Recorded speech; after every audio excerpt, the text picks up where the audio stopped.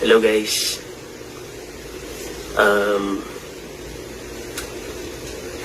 Sa mga nagtatanong ho ng update sa amin ni Barbie, siguro napapansin nyo, hindi kami masyadong nagpo-post sa Instagram, sa social media, tungkol sa amin dalawa.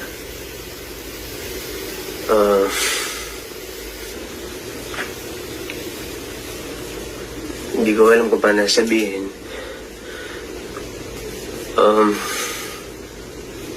Kaya ako kami nawala ng update sa isa't isa kasi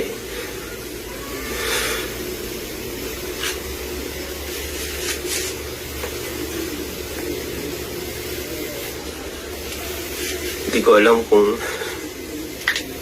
may nasabi ba ako.